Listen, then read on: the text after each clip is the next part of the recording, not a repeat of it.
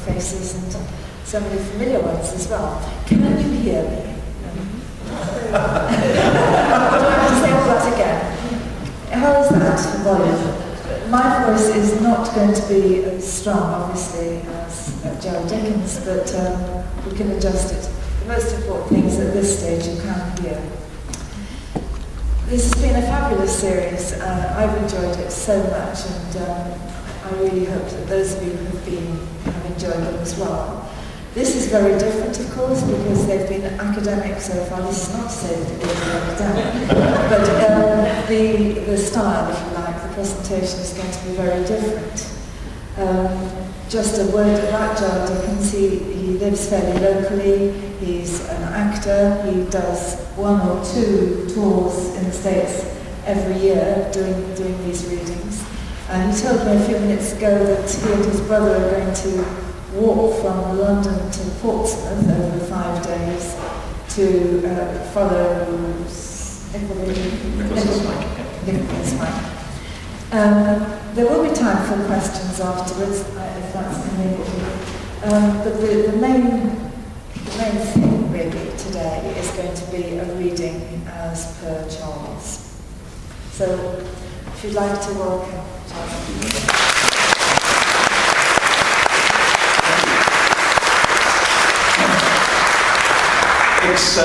It's a great pleasure to have been invited to speak at the last of this wonderful series.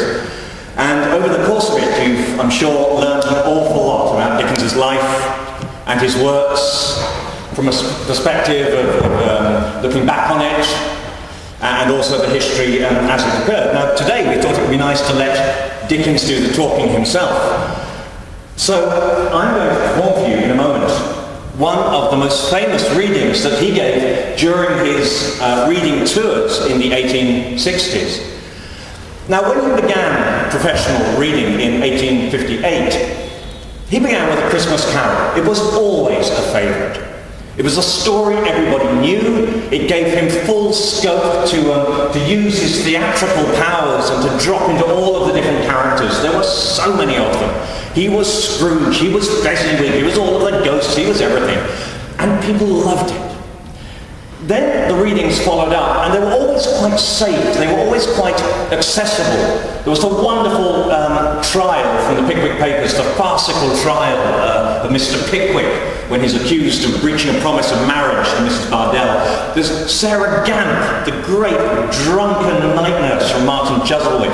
There was the pathos-laden death of little Paul Dombey, which tugged at the heartstrings of his audience, each and every one of whom would have experienced a family loss of an infant in their own circles. So he was always very popular, always giving the audiences exactly what they wanted.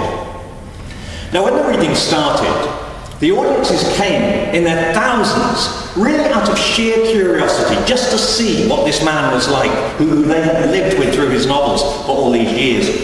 But very soon it became apparent that his talents as a performer, as an actor, were equal, and maybe more, than his talents as an author. And a ticket to see Dickens perform became the hot ticket in town. Everybody wanted to come. But at the back of his mind, he wanted to do something else. He wanted to do a piece of theatre, the like of which the Victorian audience had never witnessed before. Something way out of his, what we would say now, comfort zone. Something dramatic, something violent, something horrific. Now, he worked on this piece for about 5 years, on and off, but was never quite brave enough to take the plunge and put it into his repertoire. And eventually, he sought the advice of John Forster, who had become his biographer and was his lifelong, dearest, closest friend. And he said to Forster, I have made a short reading of the murder in Oliver Twist, but I cannot make up my mind whether to do it or not. I have no doubt that I could petrify an audience by carrying out the notion the way I have of rendering it. But whether or not it would be too horrible and the audiences would never return again, that is what I cannot satisfy myself on. What do you think? Well, Forster immediately disapproved of the idea. So Dickens, taking that on board, ignored him completely and talked to his tour manager, George Dolby, who also completely disapproved. He went to the publishers, Chappell's & Co., who promoted the reading tours. They disapproved. Nobody would give him the answer he wanted. So he therefore decided to stage a private reading of Sikes and Nancy to a small audience of family and close theatrical friends. And so Sikes and Nancy was performed for the first time. And when he finished, he stood at his reading desk, red in the face, panting, exhausted, and the audience sat staring at him, white-faced, open-mouthed, stunned. Now, immediately after the reading finished, he drew open the curtains on the stage and threw a fantastic buffet luncheon to soften the blow, and then started talking to everybody. And still people said, no, you mustn't do it. His son, Charlie, said, you must never perform that again. It's an unbelievable piece of theatre, but you must never perform it again. One person at the event, an actress, a friend of Dickens, said, should it be done? Of course it must be done. Having had such an effect as that, it must be done. That was the answer Dickens wanted. Sikes and Nancy was immediately included in the next reading tour, which was to be his farewell tour. Now, he wasn't to be disappointed on the effect it had on audiences up and down the country. He developed a very special way of judging the success of a performance of Sikes and Nancy.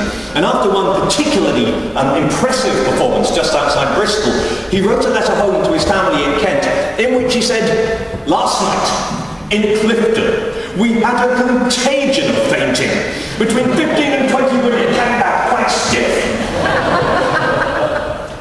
But it wasn't only the audience who suffered at Bill Sikes' hand, and Dickens himself collapsed on many an occasion after performing The Murder. He would be laid out on a sofa in the theatre for half an hour until he regained his senses again. And Dickens' personal doctor told his son, Charles Jr., that he must sit in the front row when Dickens performed Sikes and Nancy, and if Dickens collapsed, he must run up onto the stage and help him, or by God, he will die in front of the very audience. Not to worry you in the front row. So that's a little bit of background on Sikes and Nancy, and for the rest of it, I'm just going to let the reading do its own talking. He scripted it very, very carefully. Frightened you from the front door? He scripted the reading very, very carefully indeed, in 3 distinct chapters, each and every one building attention and pulling the audience into the deceit. So they became part of the plot. They became part of the tragedy that was evolving before their eyes. Sikes and Nancy. Fagin, the receiver of stolen goods, was up betimes one morning and waited impatiently for the appearance of his new associate, Noah Claypole, otherwise Modest Bolter, who at length presented himself and, cutting a monstrous slice of bread, commenced a voracious assault on the breakfast. Bolter! Bolter! Well, here I am. What's the matter? Don't ask me to do anything until I've done anything. That's a great fault of this place. You never get enough time over your meals. You can talk as you eat, can't you? Oh yeah, I can talk. I get on better when I talk. Talk away. You won't interrupt me. There seemed indeed no great fear of anything interrupting him, as he had evidently sat down with the determination to do a deal of business. I want you, Bolter, leaning over the table, to do a piece of work for me, my dear, that needs a great deal of care and attention. Well, don't you go shoving me into danger, you know. That don't suit me, that don't, so I tell you, there's not the smallest danger in it. Not the very smallest. It's only to dodge a woman. An old woman, a young one. I could do that pretty well. I was a regular snake when I was at school. What am I to dodge her for? Here, not to do anything. But tell me where she goes, who she sees, and if possible what she says, to remember the street, if it is a street, or the house, if it is an house, and to bring me back all the information you can. What will you give me? If you do it well, £1, my dear. £1. And that's what I never gave yet for any job of work where there wasn't valuable consideration to be got. Who is she? One of us. Oh Lord, you're doubtful of her, are you? She, well, the she that's found some new friends, my dear. I must know who they are. I see. Well, I'm your man. Where is she? Where am I to wait for her? Where am I to go? All of that, my dear, you shall hear from me. I'll point her out at the proper time. You keep ready in the clothes I've got here for you, and leave the rest to me. That night, and the next, and the next again, the spy sat booted and equipped in the disguise of a carter, ready to turn out at a word from Fagin. 6 nights passed, and on each, Fagin came home with a disappointed face and briefly intimated that it was not yet time. On the 7th, he returned exultant. It was Sunday night. She goes abroad tonight, said Fagin, and on the right errand, I'm sure, for she has been alone all day, and the man she is afraid of will not be back much before daybreak. Come with me, quick! They left the house, and stealing through a labyrinth of streets, arrived at length before a public house. It was past 11 o'clock. The door was closed, but it opened softly as Fagin gave a low whistle. They entered without noise. Scarcely venturing to whisper, but substituting dumb show for words, Fagin pointed out a pane of glass high in the wall to Noah and signed him to climb up on a piece of furniture below it and observe the person in the adjoining room. Is that the woman? Fagin nodded. Yes. I can't see her face well. She's looking down. The candle, it's behind her. Stay there. He signed to the lad who had opened the house door to them, who withdrew, entered the room adjoining, and under pretense of snuffing the candle, moved it into the required position. Then he spoke to the girl, causing her to raise her face. I see her now, plainly. I should know her in 1,000. The spy descended, the room door opened, and the girl came out. Fagin drew him behind a small partition, and they held their breath as she passed within a few feet of their place of concealment, and emerged by the door at which they had entered. After her! To the left! Take the left hand and keep on the other side! After her! The spy darted off, and by the light of the street lamps saw the girl's retreating figure already at some distance before him. He advanced as near as he considered prudent, and kept on the other side of the street. She looked nervously round and seemed to gather courage as she advanced, and to walk with a steadier and firmer step. The spy preserved the same relative distance between them, and followed. The churches chimed 3/4 past 11 as the two figures emerged upon London Bridge. The young woman advanced with a swift and rapid step and looked about her as though in a quest for some expected object. The young man, who slunk into the deepest shadow he could find and at some distance accommodated his pace to hers, stopping when she stopped. And, as she moved again, creeping stealthily on, but never allowing himself in the ardour of his pursuit to gain upon her, and thus they crossed the bridge from the Middlesex to the Surrey shore. When the woman, disappointed in her anxious scrutiny of the foot passengers, turned back, the move was sudden, but the man was not thrown off his guard by it, for, shrinking into one of the recesses which surmounts the piers of the bridge, and leaning over the parapet, the better to conceal his figure, he suffered her to pass. And when she was about the same distance in advance as she had been before, he slipped quietly down and followed her again. At nearly the centre of the bridge, she stopped. He stopped. It was a very dark night. The day had been unfavourable, and at that hour and place there were few people stirring. Such as there were hurried past, possibly without seeing, certainly without noticing either the woman or the man. Their appearance was not attractive of such of London's destitute population as chanced their way over the bridge that night. And they stood there in silence, neither speaking nor spoken to. The girl had taken a few turns to and fro, closely watched by her hidden observer, when the heavy bell of St. Paul's tolled for the death of another day.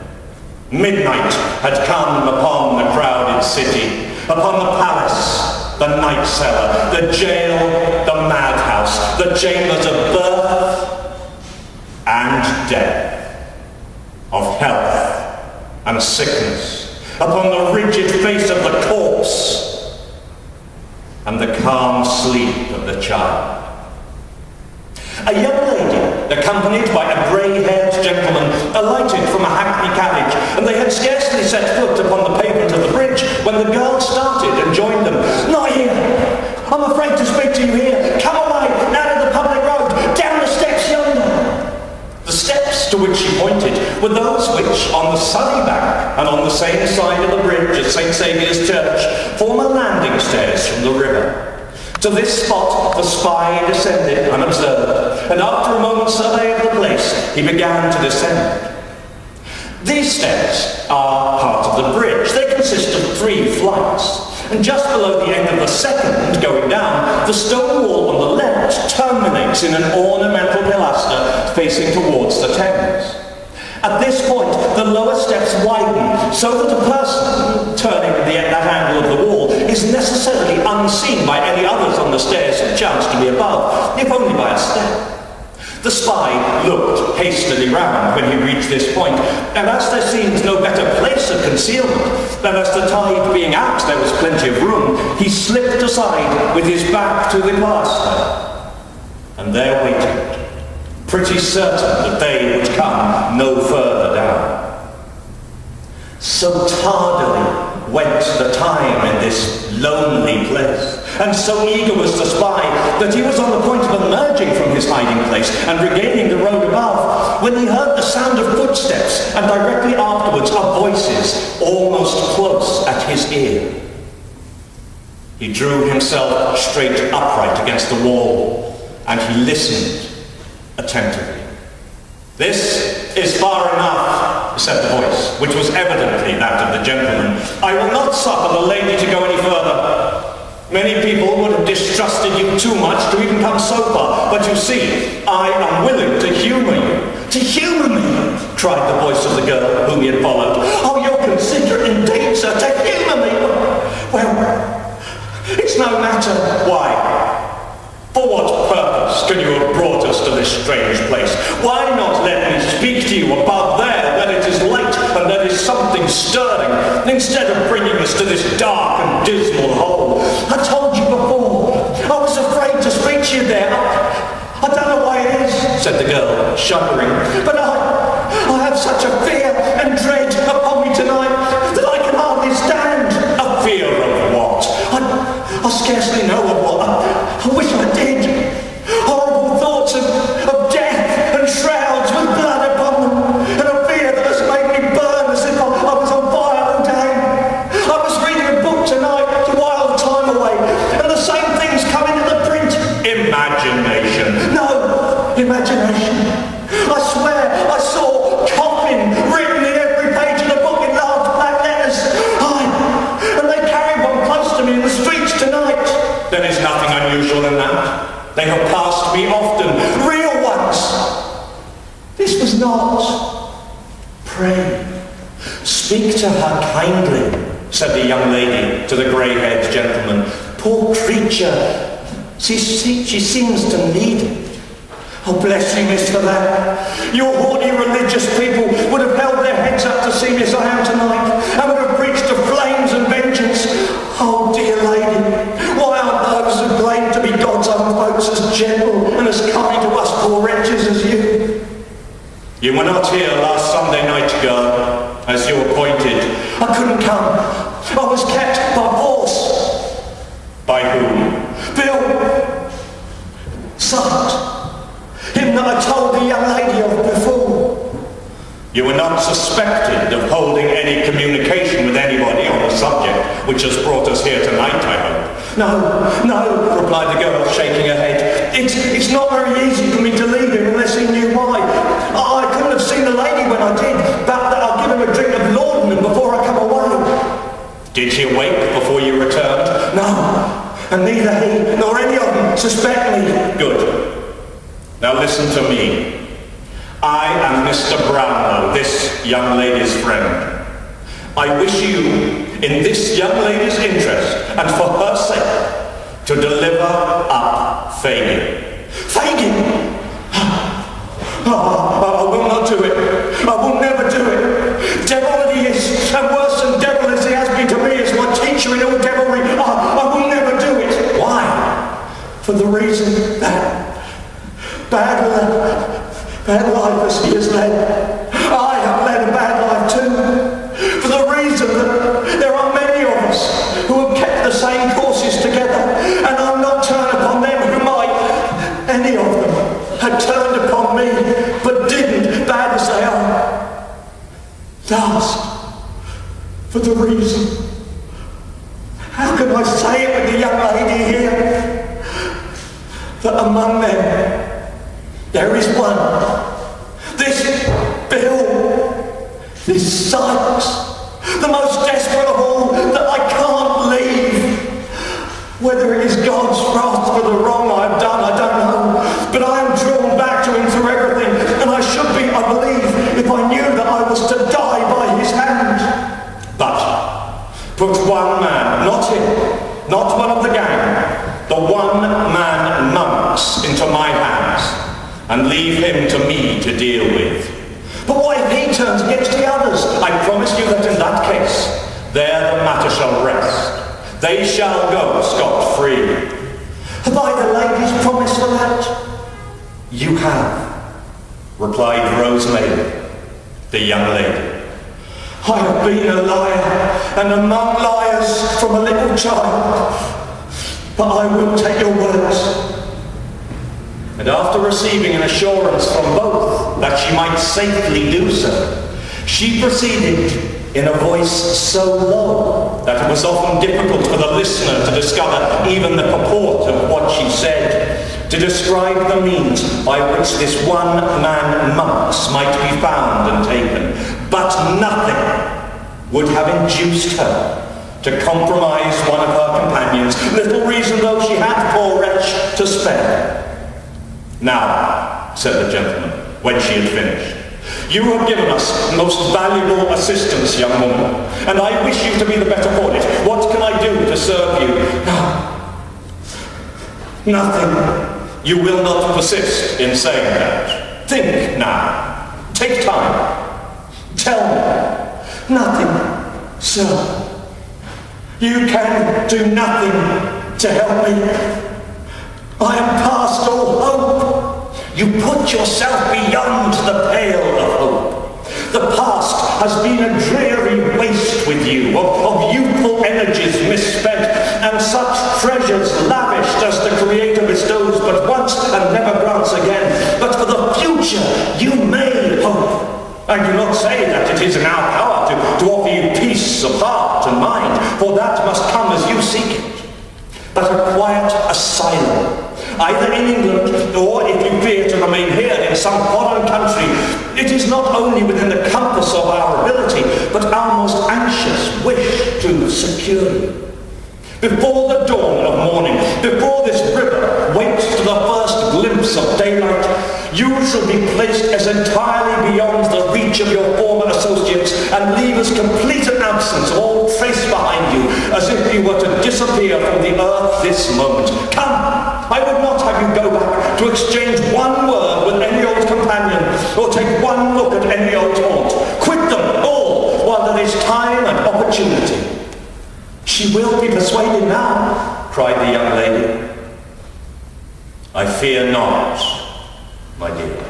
No, sir, no, miss. I am chained to my old life. I loathe it, hate it, but I cannot leave it. When ladies as young and good and happy and beautiful as you, miss, give away your hearts, love will carry even you all length. When such as I, who have no certain roof but the coffin leak, no friend in sickness or death but the hospital nurse, set our rotten hearts on any man, who can hope to cure us? This fear comes again. I must go home. Let us part. I shall be watched or seen. Go, go. If I have done you any service, all I ask is leave me.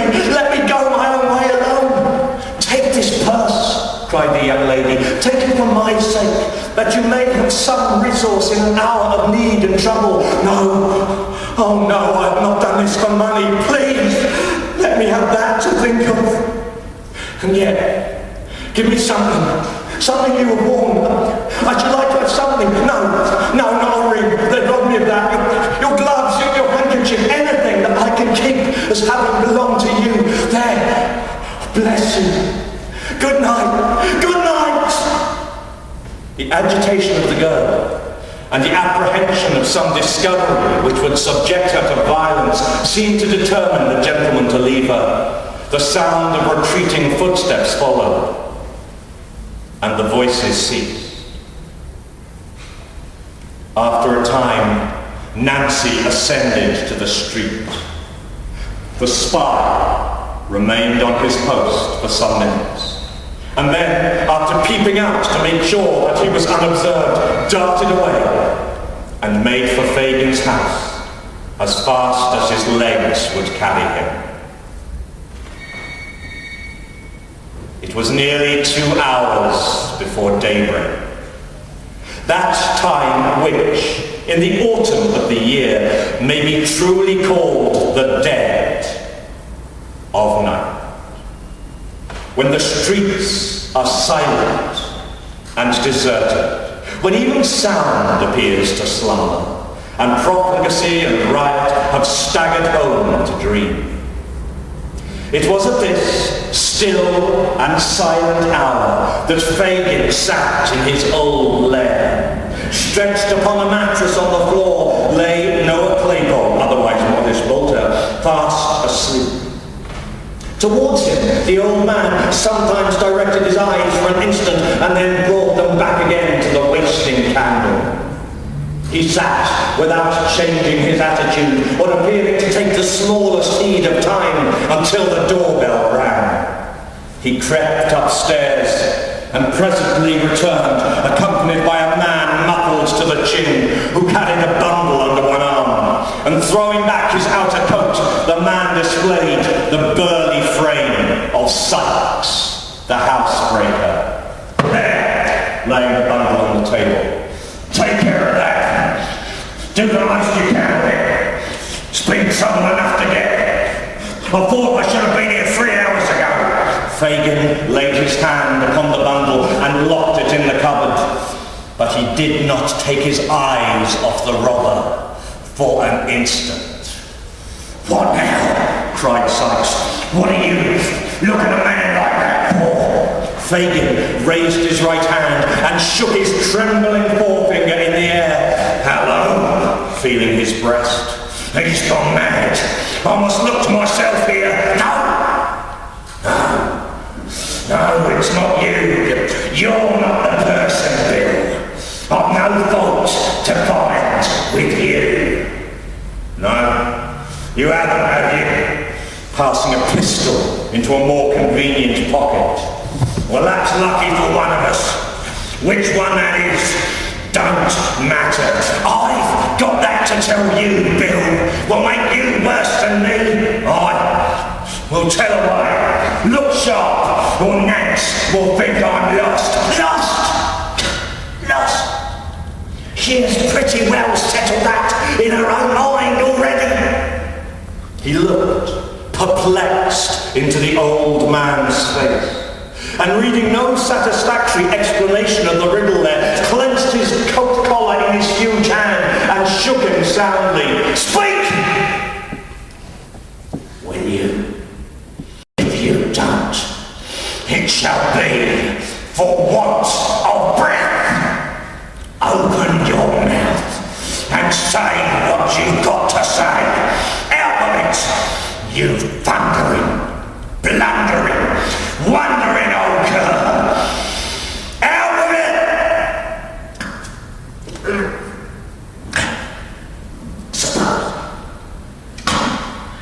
Suppose that boy that's lying there. Fagin began. Sykes turned round to where Noah was laying, as if he had not previously observed him. Well, suppose that lad was to pinch, to blow upon us all, and suppose that lad was to do it of his own fancy, not dragged, tried, earwigged by the parson, brought with the bread and water, but of his own fancy, to please his own taste, stealing out of nights to do it, do you hear me? Suppose he did all this, what then? What then? If he was left alive till I come, I'd grind his skull under the iron heel of my boot into as many grains as there are hairs upon his head. What if I did it? I, that knows so much, could hang so many besides myself. What then? I don't know. I'd do something that in the jail that'd get me put in irons, and if I was tried along with you, I'd fall upon you with an open court, and I'd beat your brains out before the people. I'd smash your head as if a loaded wagon had gone over it. Fagin looked at the robber, and motioning him to be silent, stooped over the bed upon the floor and shook the sleeper to rouse him. Bolter! Poor lad, said Fagin, looking up with an expression of devilish anticipation and speaking slowly and with marked emphasis. He's tired with watching her so long. Watching her. Bill, what do you mean? Fagin made no answer, but bending over the sleeper again, hauled him into a sitting posture. And when his assumed name had been repeated several times, Noah rubbed his eyes and, giving a heavy yawn, looked sleepily about him. Tell me that again, once again, just for him to hear, said Fagin, pointing to Sykes as he spoke. Tell you what? Asked the sleepy Noah, shaking himself pettishly. That's about Nancy. You followed her? Yeah. To London Bridge? Yeah. Where she met two people?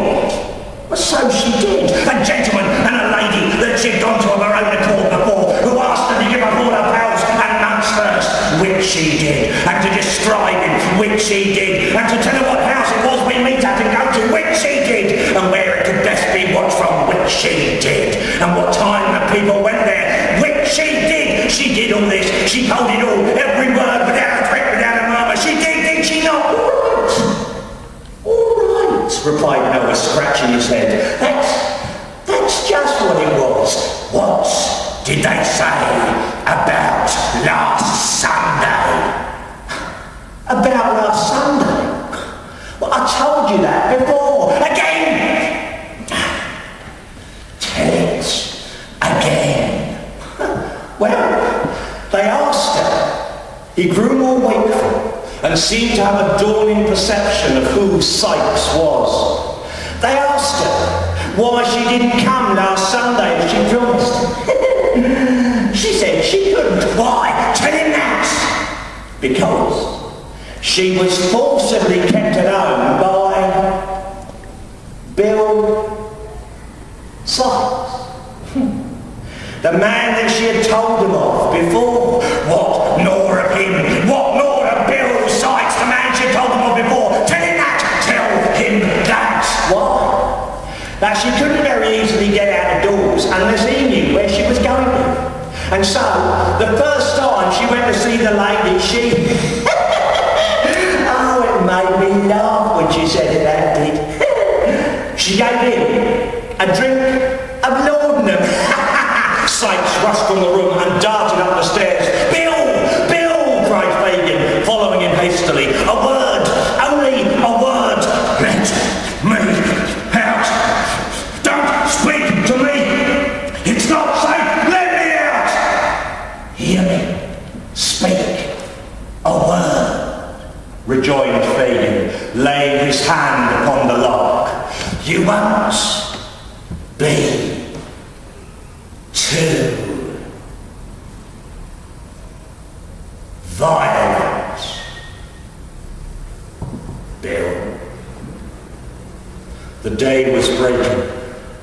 There was light enough for the men to see each other's faces. They exchanged a brief glance. There was the same fire in the eyes of both.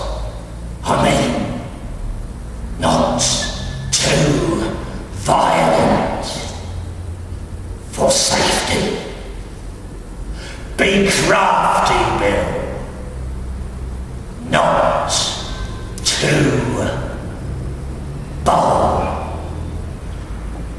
The robber dashed into the silent streets without one pause or moment's consideration, without once turning his head to the right or left, without once raising his eyes to the sky or lowering them to the ground, but looking straight before him with a savage resolution. He muttered not a word, nor relaxed a muscle until he reached his own house door. He opened it softly with a key, strode lightly up the stairs, and entering his own room, double-locked the door and drew back the curtain of the bed. The girl was lying half-dressed upon the bed. He had roused her from her sleep, for she raised herself with a hurried and startled look. Get up! Oh, it is you, Bill. Get up! There was a candle burning, but he drew it from the candlestick and hurled it under the grate. Seeing the faint light of early day without, the girl rose to undraw the curtain. Let it be. There's light enough for what I've got to do. Bill? Why'd you look like that at me?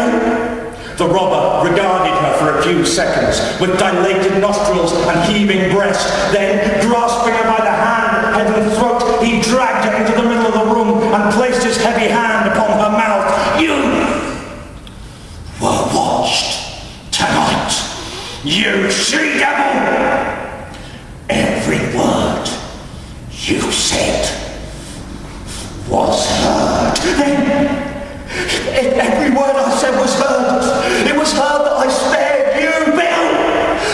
Dear Bill, you cannot have the heart to kill me! I'll think of all I've given up for you only this one night, Bill! Bill! But dear God's sake, for your own, for mine, stop before you spill my blood! I have been true to you upon my guilty souls, I am!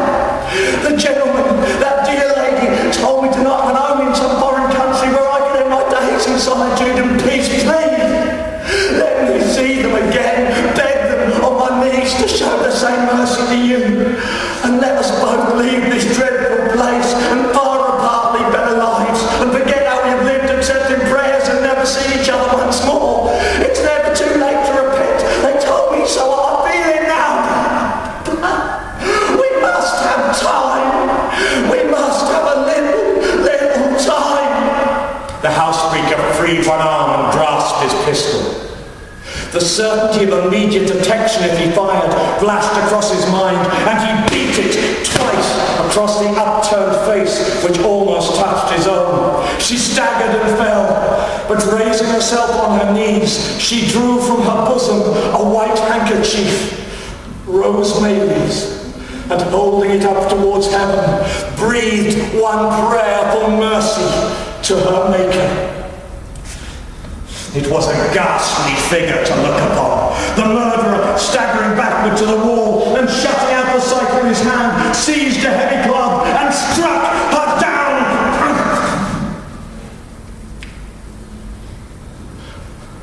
The sun burst upon the crowded city in clear and radiant glory, through costly coloured glass and paper-mended window, through cathedral dome and rotten crevice. It shed its equal ray. It lighted up the room where the murdered woman lay. It did. He tried to shut it out, but it would stream in. If the sight had been a ghastly one in the dull morning, what was it now? In all that brilliant light. He had not moved. He had been afraid to stir. There had been a moan and a motion of the hand, and with terror added to rage, he had struck and struck and struck again. Once, he threw a rug over the body. But it was worse to fancy the eyes and imagine them moving towards him than to see them glaring upwards, as if watching the reflection of the pool of gore that quivered and danced in the sunlight on the ceiling. He had plucked the rug off again. There was the body. Mere flesh and blood. No more. Such flesh. So much blood. He had struck a light, kindled a fire, thrust a club into it. There was a hair upon the end which shrunk into a light cinder and whirled up the chimney. Even that frightened him. But he held the weapon till it broke, and then piled it on the coals to burn away and smoulder into ashes. He washed himself, rubbed his clothes. There were spots upon them that would not be removed, but he cut the pieces out and burnt them. How those stains were dispersed about the room. Why, the very feet of his dog were bloody. All this time, he had never once turned his back upon the corpse. He now moved backwards towards the door, dragging the dog with him, shut the door softly, locked it, took the key, and left the house. As he gradually left the town behind him all that day, and plunged that night into the solitude and darkness of the country, he was haunted by that ghastly figure following at his heels. He could hear its garments rustle in the leaves, and every breath of wind came laden with a last low cry. If he stopped, it stopped. If he ran, it followed, but not running too, for that would have been a relief, but borne on one slow, melancholy air that never rose or fell. At times he turned to beat this phantom off, though it should look him dead, but the hair rose on his head and his blood stood still, for it had turned with him and was behind him then. He leaned his back against a bank and felt that it stood above him visibly against the cold night sky. He threw himself on his back upon the road. At his head it stood, silent, erect, and still. A human gravestone with its epitaph in blood. Suddenly, towards daybreak, he took the desperate resolution of going back to London. There's somebody to speak to there at all of us. An hiding place too, in our gang's old house at Jacob's Island. I'll risk it. Choosing the least frequented roads for his journey now, he resolved to lie concealed within a short distance of the city until it was dark night again, and then proceed to his destination. He did this, and limped in among 3 affrighted fellow thieves, the ghost of himself, blanched face, sunken eyes, hollow cheeks, his dog at his heels covered with mud, lame, half blind, crawling as if those very stains had poisoned him. All 3 men shrank away. None of them spake. You, that keep this house, do you mean to sell me, or let me lie till the hunt's over? You may stop if you think it's safe, but what man ever escaped the men who were after you? Hark! Rushing sound coming on like fire. What? Track so soon? The hunt was up already. Lights gleaming below. Voices in loud and earnest talk. Hurried trampled footsteps on the wooden bridges over Bolly Ditch. A beating on the heavy doors and window shutters of the house. A waving crowd in the outer darkness, like a field of corn moved by an angry storm. The tide was in as I come up. Give me a rope. I may drop off from the top of the house at the back into the Bolly Ditch and clear up that way or be stifled. Give me a rope. No one stirred. They pointed to where they kept such things, and the murderer hurried with the strong cords to the housetop. Of all the terrific yells that ever fell on mortal ears, none could exceed the furious cry when he was seen. Some shouted to those who were nearest to set the house on fire. Others adjured the officers to shoot him dead. Others with execrations clutched and torn at him in the empty air. Some called for ladders, some for sledgehammers, some ran with torches to and fro to seek them. I promise £50, cried Mr. Brownlow from the nearest bridge, to the man who takes that murderer alive. He set his foot against a stack of chimneys, fastened one end of the rope around it, and with the other made a strong running noose by the aid of his hands and teeth. With the cord around his back, he could let himself down to within a less distance of the ground than his own height, and had his knife ready in his hand to cut the cord and drop. At the instant that he brought the loop over his head, before sliding it beneath his armpits, looking behind him on the roof, he threw up his arms and yelled, "The eyes! The eyes again!" And staggering as if struck by lightning, he lost his balance and tumbled over the parapet. The noose was at his neck. It ran up with his weight, tight as a bowstring and swift as the arrow it speeds. He fell 35 feet and hung with his open knife clenched in his stiffening hand. The dog, which had lain concealed till now, ran backwards and forwards on the parapet with a dismal howl, and, collecting himself for a spring, jumped for the dead man's shoulders. But missing his aim, he fell into the ditch, turning over as he went, and striking against a stone, dashed out his brains.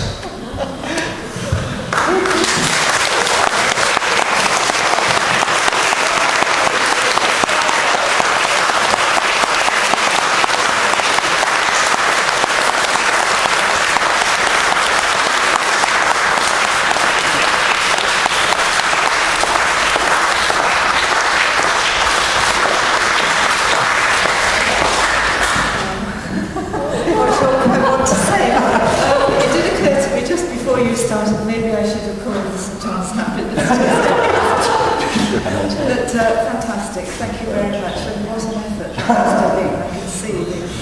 Yes. Would anybody like to make a comment or ask a question? How come we haven't seen you on stage before? Well, funny thing is, I tour all around the country with my shows, and this is the first time I've ever performed in Oxford. I only live in Abingdon. It's ridiculous. So hopefully I'll be doing another evening at the Bodleian as part of their exhibition in July. So keep an eye out. Yes. The very first time I ever performed that, I lived in Tunbridge Wells at that time, and after it, I wasn't sure how it was going to go, and I was in the same sort of state I am now, and I spoke to a lady afterwards who had been in the audience, and I said, "Did you enjoy it?" Because that's good. And she said, "Oh, it's very nice, thank you very much." but did you have to kill the dog?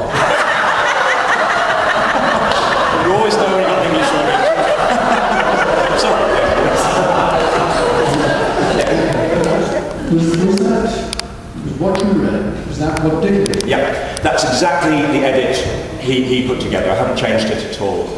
I've been studying it for a couple of years, and then one day it might form the basis of a book, I don't know, but how Dickens took what he'd originally written in the novel and how he changed it for performance. Now that's an Oliver twist. Nowhere is there a mention of Oliver, nowhere is there a mention of the Artful Dodger, or any of it. It is purely put together to tell that story. And chopped and changed and bits bought from other parts of the book and tagged in and made plain. And he called it a script, he had it by heart, he never actually read it, but the script that he uses is great because it's all marked up, obviously for his rehearsals. So on one bit of pages it's murder coming. It's fascinating to look at the script. He missed out. There's a sort of bit of light relief section where Sykes meets the Light relief? We don't do light relief. Yes, when he's running away into the countryside, he gets up to St Albans and there's a fire and he helps put the fire out and it's, yeah. And then he suddenly thinks, I'll go back to London. Go figure. Yeah, no. And the original ending didn't end there. You know, putting the dog on, that's just one more. We kill the teenage girl. Great, that's not enough. We've got to kill the villain, and he's going to hang a horrible way. No, that's not enough. We've got to kill the dog. That'll do it. And I don't know which bit people fainted at, but there's no recording of that. Yes? I am ashamed of your answers, so do you not want to rewrite the scripts? No! Not at all. And especially the scripts he did for the readings, I just find absolutely... I mean, my background's always been theatre, so that's always been my fascination when I've been reading and studying Dickens. His passion for the theatre. As a young boy, he wanted to be an actor, that's what he wanted to do with his life. And then as soon as he had the kudos and the popularity, straight back on stage doing this. And I just... He wrote a few plays, and they were hopeless. So bad. And I think because he naturally wrote so theatrically, when he tried to write theatrically, it was one step further, one step too far. But I love the script. No, I wouldn't. You must write more. I wouldn't touch another. Yes. Just a quick thank you, because I have been reading Dickens this year. Yeah. And to have it performed so brilliantly. Well, thank you very much. Just makes it absolutely. Oh, thank you very much. Really appreciate it. My first love of Dickens came through seeing it performed. As a schoolboy, we had Oliver Twist as a set text at O-level, which we're getting back now apparently. And I hated it. It didn't do anything for me at all. I waded through it, paragraph after paragraph, day after day, month after month. And it wasn't until, as a family, we went to see the RSC's production of Nickleby in the early 1980s that suddenly made sense. Theatrical, I suddenly got it. And then since then, you know, seeing Dickens performed or hearing it performed is just a joy. So thank you very much. Yes, sorry. Absolutely fantastic. I'm a Year 6 teacher, so that's very, very good to, well, Year 4 camp as well as you are. What I was going to ask actually is maybe a little bit of a silly question, but since I've been very enthusiastic now after your performance, what pages are there? What pages did you read from the book? Oh, crud. Really silly question, probably. Well, as I say, it's taken from a number of different chunks of the book that he's all brought together. It's two main chunks, and I can't think where. If you go to my website, drop me an email, and I'll tell you where it comes from in the book. It's two main chunks that he sort of knitted together. Yeah. Yeah.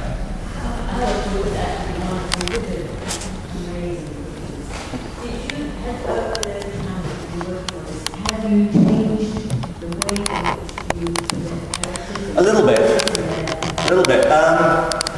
But whenever I change anything, it just tends to happen during a performance. I've never taken a real conscious decision to make such a move at such a time or changing an inflection in a line. It just something happens. Sometimes it works and sometimes it doesn't. I've just performed a new show. You see, most of the readings I do like this are great because all the work's done. Nice gentleman Giles Dickens has done all the work for me, and I just stand here and do the voices, and you just get wrapped up in it, you can't help it. And I've just done a new show which is based on the complete works of Dickens. So it takes chunks from every one of the main novels in the order he wrote them. But each chunk leads naturally into the next chunk. So one may finish, he extinguished the candle, and the next one starts in the darkness, so like that. And I suddenly discovered how really difficult it is to learn and rehearse a show from scratch as opposed to doing this.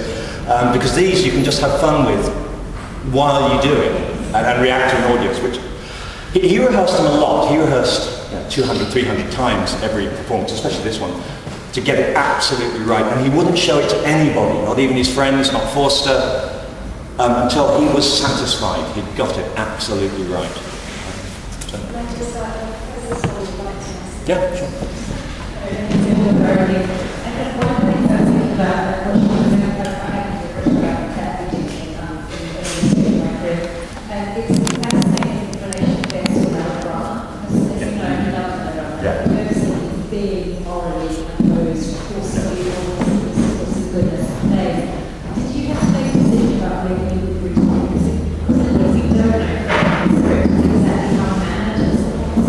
We don't. Do you know, it sounds a very grand decision to have made. Actually, I never really made any decision at all. I just stood up and did it and see how it worked. And it worked. So I kept doing it the same way. Simple as that. You're right, it's sort of frustrating having no details about how he performed. But in a way that's more liberating for me, because it means I haven't got to make that decision. Do I do it as an imitation of Giles Dickens? Or do I do it as me performing? Now, I'm not having any information really about how he sounded, except maybe he had a slight lisp, but that's all we know. It's great, it means I can just do it as I do it. Now, it so happens my style as an actor is rather melodramatic and Victorian, so that sound. Other than that, I really haven't taken any great editorial decisions on it. I just see what works. Sadly, it's 1:30, so we must end. But on behalf of everybody here, it was a wonderful performance. Thank you very much. Thank you.